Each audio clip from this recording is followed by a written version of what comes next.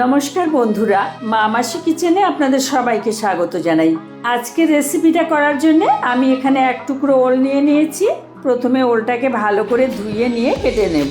ওলের খোসাটা ছাড়িয়ে আমি ভিডিওতে যেভাবে দেখাচ্ছি সেরকম বড় বড় টুকরো করে কেটে নেব ওলটাকে।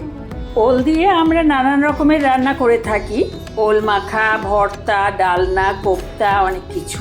কিন্তু আজ আমি আপনাদের সঙ্গে অপ্রচলিত একটা রেসিপি শেয়ার করব, যেটা খুব সহজে আপনারা বানাতে পারবেন আর খেতেও অসাধারণ সুস্বাদু হবে। এই যে দেখুন, এভাবে আমি এখন সবটা ওল কেটে নেব। সবটা ওল কেটে নিয়েছি। এবার একটা কড়াইতে বেশ খানিকটা জল দিয়ে গ্যাসে বসিয়ে দেব। ওলটা আমাকে প্রথমে একটু সিদ্ধ করে নিতে হবে, তার জন্যে এর মধ্যে দিয়ে দেব 1 চামচ নুন আর কেটে রাখা ওলগুলো দিয়ে দেব।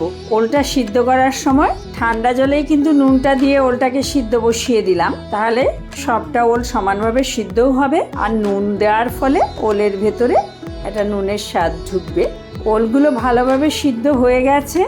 আমি যেভাবে সিদ্ধ করলাম ঠিক এইভাবে সিদ্ধ করতে হবে। ওলগুলো ভালো করে সিদ্ধ হবে, কিন্তু একটুও গলে যাবে না, টুকরোগুলো গোটা গোটা থাকবে। এখন একটা ঝাঁঝরি দিয়ে জলটা ছেঁকে ওলগুলোকে একটা প্লেটে নামিয়ে রাখবো। এবার কড়াইতে খানিকটা তেল গরম করে নেব। তেল গরম হয়ে গেলে খানিকটা নুন দিয়ে দেব। আমি ওল সেদ্ধ করার সময়ও নুন দিয়েছিলাম, সে কথাটা মাথায় রেখেই নুনটা দিতে হবে। রান্নায় পরে প্রয়োজন হলেই নুন দেব, নাহলে নুন আর দেব না, সেইভাবেই আমি নুনটা দিচ্ছি। এবার সিদ্ধ করে জল ঝরিয়ে রাখা ওলগুলো দিয়ে ভালো করে ভেজে নেব। ভাজার সময় ওলগুলোর মধ্যে 1/4 চা চামচ হলুদ গুঁড়ো আর অল্প একটু লঙ্কার গুঁড়ো দিয়ে দেব। মিশিয়ে নিয়ে মাঝারি আঁচে সময় নিয়ে ওলগুলোকে বেশ ভালো করে ভাজবো। দেখুন, দেখেই বুঝতে পারা যাচ্ছে ওলগুলো বেশ ভালো করে ভাজা হয়ে গেছে। এবার এগুলোকে আমি একটা প্লেটে তুলে নেব। এবার ফোড়নের জন্য দিয়ে দেব একটা শুকনো লঙ্কা আর আধা চা চামচ কালো জিরা। 30-40 সেকেন্ড একটু ভেজে নিয়ে আধা চা চামচ রসুন বাটা দিয়ে দেব। রসুন বাটাটা দিয়ে একটু ভেজে নেব। আপনারা যারা নিরামিষ খাবেন তারা রসুনটা বাদ দিয়ে দেবেন। এবার একটা মশলা আমি তৈরি করে নেব। তার জন্য মিক্সির বাটিতে প্রথমেই দিয়ে দেব নুনটা দেব, কারণ আমি সর্ষে বাটবো। এমন পরিমাণেই দেব যাতে যতটা মশলা বাটবো তাতে নুনটা হয়ে যায়। একটা কাঁচা লঙ্কা একটু ভেঙে দিয়ে দিলাম, আপনারা ঝাল খেলে আর একটু বেশি দিতে পারেন। এবার দেব 1 টেবিল চামচ কালো সর্ষে আর 2 টেবিল চামচ সাদা সর্ষে। এগুলোকে প্রথমে জল না দিয়ে ভালো করে ঘুরিয়ে নেব। জল না দিয়ে বেশ কয়েকবার ঘুরিয়ে এনেছি। এবার এর মধ্যে দিয়ে দেব 1/4 কাপ নারকেল কোড়া আর খানিকটা জল। প্রথমে জল না দিয়ে বেটে তারপর জল দিয়ে বাটলে সর্ষে সবসময় খুব মিহি করে পেষা যায় মিক্সিতে। দেখুন, আমি একদম মিহি করে পিষে নিয়ে এসেছি। এরকম মিহি করেই কিন্তু মশলাটা পিষে নিতে হবে।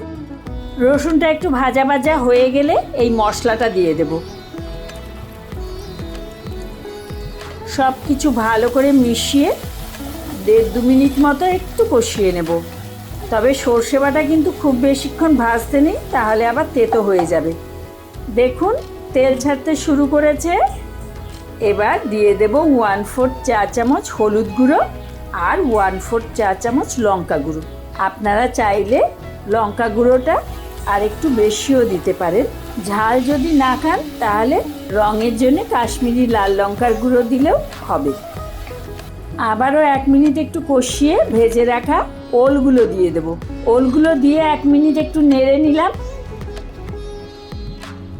এবার আধা কাপ মতো জল দিয়ে দেব। এটা আপনারা যদি একটু ঝোল করতে চান তাহলে আর একটু জল বেশিও দিতে পারেন। মিশিয়ে নিয়ে 2 কাঁচা লঙ্কা দিয়ে দেব। এবার ঢেকে 5-6 মিনিট লো মিডিয়াম আঁচে রান্না করে নেব। আমি বেশ খানিকক্ষণ রান্না করে নিয়েছি। দেখুন, বেশ গা মাখা মাখা হয়ে গেছে। এবার অল্প একটু চিনি দিয়ে দেব। আমি আধা চা চামচের থেকেও কম দিলাম। একটু মিশিয়ে নিয়ে আরও 1 মিনিট রান্না করে নেব।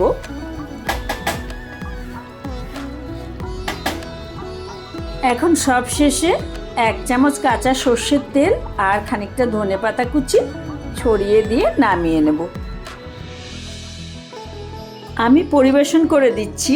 একবার এভাবে ওল সর্ষে বা আমার ঠাকুমার ভাষায় ওলকোররা বানিয়ে দেখুন। গরম ভাতে খেতে অপূর্ব লাগে। রেসিপিটা কেমন লাগলো আমাকে কমেন্ট করে অবশ্যই জানাবেন। ভালো থাকবেন, সুস্থ থাকবেন। নমস্কার।